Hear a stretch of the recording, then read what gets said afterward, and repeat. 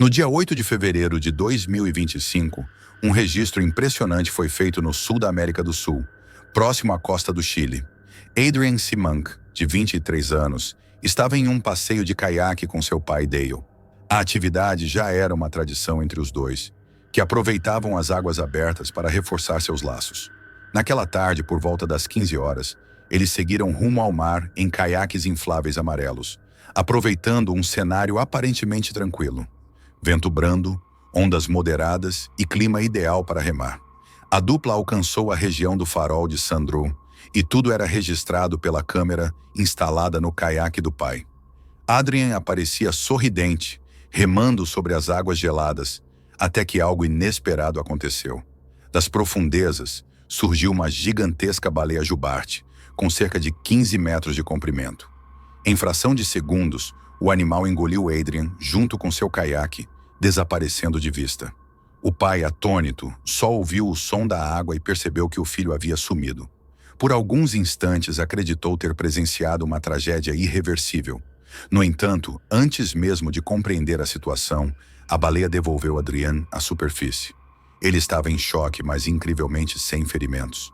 Mais tarde contou que, dentro do animal, teve a sensação de estar preso em um espaço viscoso, ouvindo ruídos estranhos e sentindo uma forte pressão, com medo de ser sufocado. Apesar do susto, especialistas explicam que ele nunca esteve em risco real de ser engolido. Embora a boca da jubarte seja enorme, sua garganta é estreita, comparável ao tamanho de um punho humano, o que impossibilita a passagem de uma pessoa. Assim, por mais surreal que a cena tenha sido, Adrian não corria perigo de morte. Quando as leis de trânsito exigem que você mantenha a distância do veículo à frente, é justamente para tentar evitar casos como esse aqui.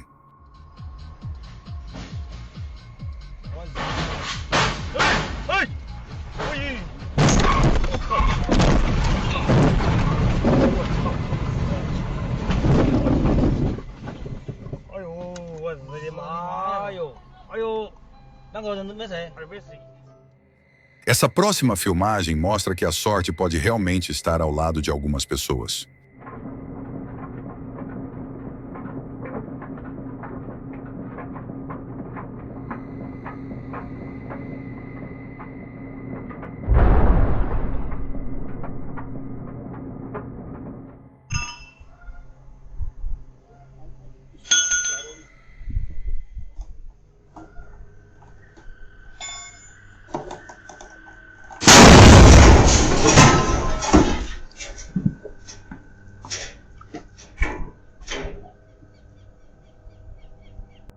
O vídeo a seguir, captado em Manaus, é um lembrete poderoso. Antes de entrar em casa com o carro, sempre verifique se não está sendo seguido. Essa simples atenção pode evitar situações como a que veremos agora.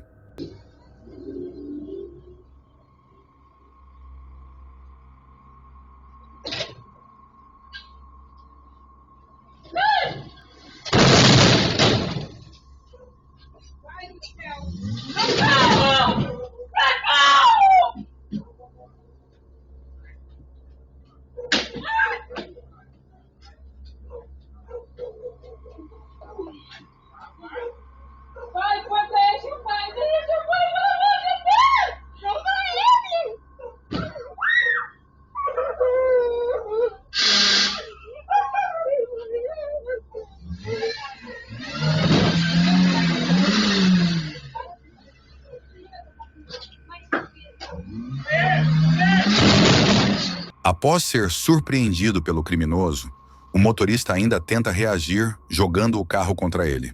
Mesmo assim, acaba rendido e tem o veículo levado pelo bandido. O boletim de ocorrência foi registrado, mas até agora ninguém foi preso. O próximo vídeo foi registrado em julho de 2021, na Alemanha, na cidade de Bard, localizada a poucos quilômetros de Frankfurt. Nele vemos dois homens tentando instalar uma talha de corrente em um guindaste que havia sofrido danos. No entanto, o que parecia uma simples tarefa rapidamente toma um rumo inesperado.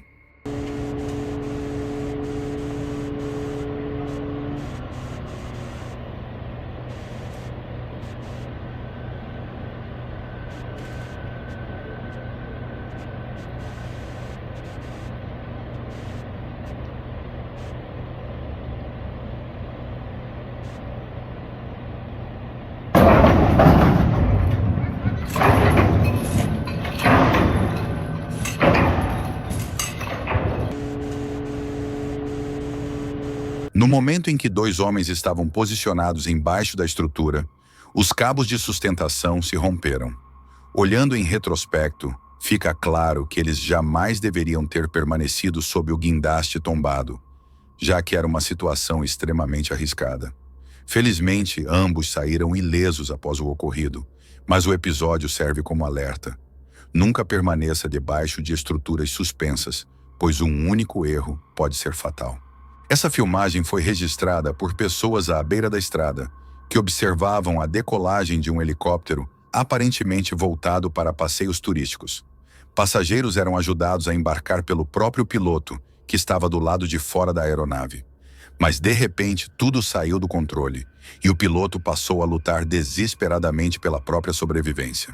Confira.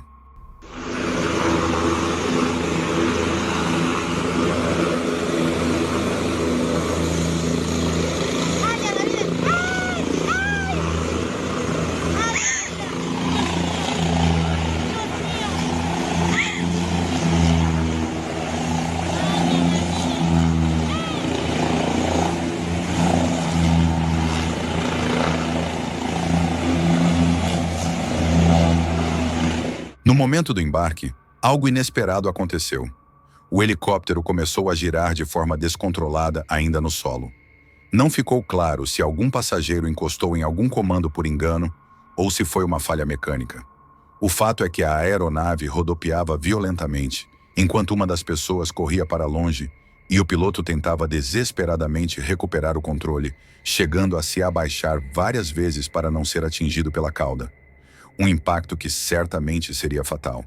Após instantes de puro desespero, o piloto conseguiu agarrar a porta, entrou no helicóptero e, finalmente, estabilizou a situação. Não há informações de feridos, e os detalhes sobre esse incidente permanecem bastante limitados. No dia 10 de agosto de 2016, uma tragédia foi registrada na cidade de Newbury, no Reino Unido. Era uma manhã típica de verão inglês. Céu parcialmente nublado, vento leve e um sol tímido entre as nuvens. A rodovia A34, que corta o país de Winchester, no sul até Manchester, no norte, mantinha o fluxo intenso de veículos, como acontece diariamente. Entre os motoristas naquele dia estava Thomas Crocker, de 30 anos, natural da Polônia e residente em Hampshire. Ele trabalhava como caminhoneiro e conduzia um Mercedes de 40 toneladas, utilizado para transporte de veículos. Por volta das 14h30, já havia concluído a maior parte de sua jornada e retornava para casa, dirigindo em direção ao norte da A34. Durante o trajeto, tudo parecia correr normalmente até pouco depois das 17 horas. Exausto após um longo dia, Thomas seguia ouvindo música, mas acabou distraído com o celular, aparentemente procurando faixas em sua biblioteca. Quando levantou os olhos, se deparou com uma fila de carros parada a apenas algumas centenas de metros de distância. Vinha a quase 80 km por hora. Tentou frear bruscamente, mas já era tarde. O caminhão de 26 toneladas atingiu violentamente o final da fila, esmagando 4 automóveis e 2 veículos de carga à frente, em um impacto devastador comparado ao de uma escavadeira atravessando os carros. O primeiro carro atingido pelo caminhão foi um Vauxhall Zafira, conduzido por Mark Goldsmith, que viajava com seu filho de 13 anos, Jake. O impacto lançou o veículo deles contra o automóvel logo à frente, um Vauxhall Corsa, onde estava o restante da família. Eles voltavam de um acampamento em Devon e seguiam juntos para casa. Dentro do Corsa estavam Tracy Houghton, de 45 anos, seus filhos Ethan, de 13 anos, Josh, de 11, e a enteada de Mark, Amy Goldsmith, também de 11 anos. Com a violência da colisão, o carro foi empurrado para baixo da traseira de um caminhão de carga, ficando completamente esmagado e reduzido a 1/3 do seu tamanho original. Em questão de segundos, tudo terminou. Tracy, Ethan, Josh e Amy perderam a vida. O som de metal retorcido e os gritos de desespero ecoaram pela rodovia. Thomas saiu do caminhão e se deparou com a cena de destruição. Tudo havia acontecido porque ele se distraiu com o telefone, escolhendo uma música em vez de manter os olhos na estrada. Além disso, outros veículos foram atingidos, deixando 4 pessoas gravemente feridas. Um dos carros chegou a capotar e seu motorista sofreu fratura na coluna. Para Mark e seu filho, que sobreviveram no primeiro carro atingido, a dor foi insuportável. Eles saíram do veículo acreditando que encontrariam seus familiares vivos, apenas para perceber que todos haviam morrido.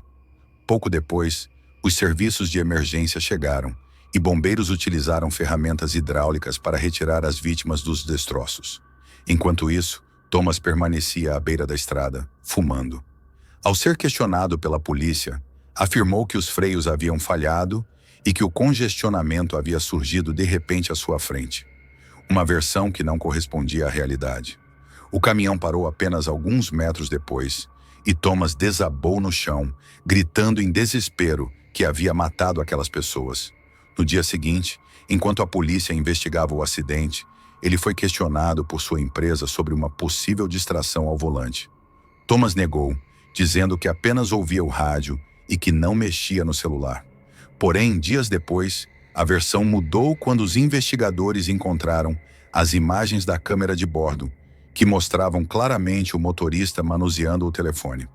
As perícias indicaram que ele poderia ter tido até 45 segundos para perceber a fila de veículos parada à sua frente. Mas esmagados sob o caminhão de carga, Tracy e as crianças não tiveram qualquer chance de sobreviver. Menos de 3 meses depois, Thomas compareceu ao Tribunal da Coroa, em Reading.